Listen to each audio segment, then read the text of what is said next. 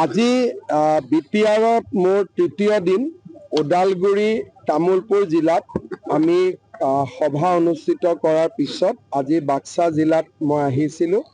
আমাৰ মুছলপুৰত সুন্দৰ সভা এখন হৈ গ'ল। দ্বিতীয় সভা আমাৰ মথনগুৰিত অনুষ্ঠিত হ'ব আৰু বিটিআৰ নিৰ্বাচনৰ প্ৰাক মুহূৰ্তত মই যিমান কেইটা পাৰোঁ প্ৰায় ৩৫-৪০টা পৰিষদীয় সমষ্টিত এবাৰ যোৱাৰ বাবে চেষ্টা কৰিম। এইটো সত্য কথা নহয়, কোনো ধৰণৰ নাগাৰ আগ্ৰাসন হোৱা নাই।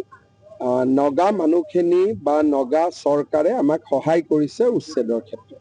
আৰু এই আজি এআইইউডিএফৰ এটা দল অসম আৰক্ষীৰ উলুবাৰীস্থিত কাৰ্যালয়লৈ গৈছে, কৈছে বিভিন্ন দল সংগঠনে ভাৰতীয় সংখ্যালঘুক নিৰ্যাতন কৰিছে। ফৰেষ্টত তামোলৰ বাৰী পাতা, ফিচাৰী পাতা, তেওঁলোকেহে আমাৰ ওপৰত নিৰ্যাতন কৰি আছে। আজি লাভ জেহাদ কোনে কৰিছে? আমাৰ ওপৰতহে লাভ জেহাদ হৈ আছে। লেণ্ড জেহাদ কোনে কৰিছে? আমাৰ ওপৰতহে লেণ্ড জেহাদ হৈ আছে। কান্দিব লাগে আমি, কান্দিছে তেওঁলোক।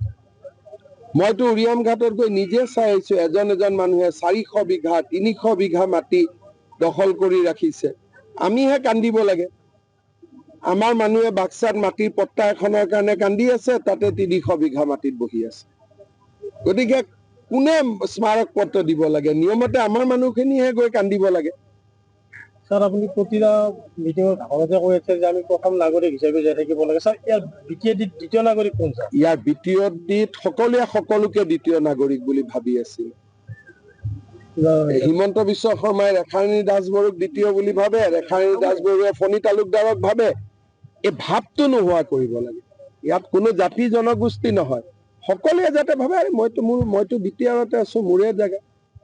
এতিয়া চবেই চবক ভাবে যে মই দ্বিতীয় শ্ৰেণী। গতিকে ভাৱটোৰ পৰিৱৰ্তন কৰিব লাগে, এইটো মানসিকতাটোৰ পৰিৱৰ্তন কৰিব লাগে।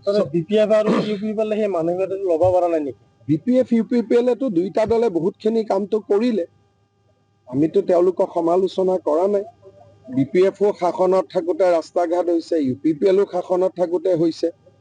এবাৰ বিজেপি হ'লে আৰু বেছি ডাঙৰ কৰি হ'ব। পদুম ফুলিব স্যাৰ?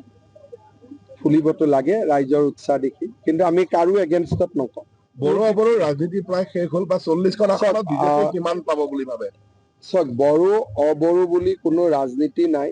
বিটিআৰবাসী একত্ৰিত হ'ব লাগে আৰু বিটিআৰক অসমৰ ভিতৰতে আটাইতকৈ উন্নত অঞ্চললৈ ৰূপান্তৰ কৰিব লাগে।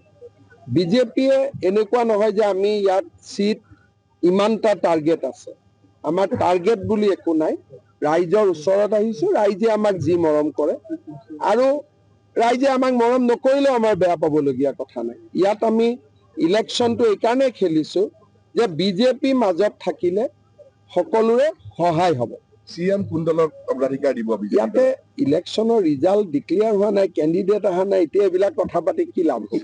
বিপিএফ আৰু স্যাৰ ইউপিপিএলৰ যিটো একত্ৰীকৰণৰ কথা, মই ভাল পাওঁ যদি একত্ৰীকৰণটো হৈ যায়। সেইটো তেতিয়াহ'লে বড়ো জাতি বা জাতি সত্তা বুলি আমি বহুতৰ লগত কথা পাতিব নালাগে। তেতিয়া এটা দলেই বড়ো বা আন সকলো জাতিক প্ৰতিনিধিত্ব কৰিব পাৰিব।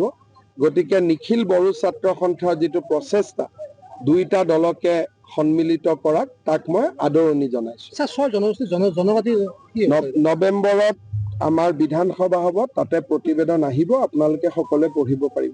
যিকোনো খবৰৰ বাবে যোগাযোগ কৰক 7099017330 লগতে 7099017110 নম্বৰত।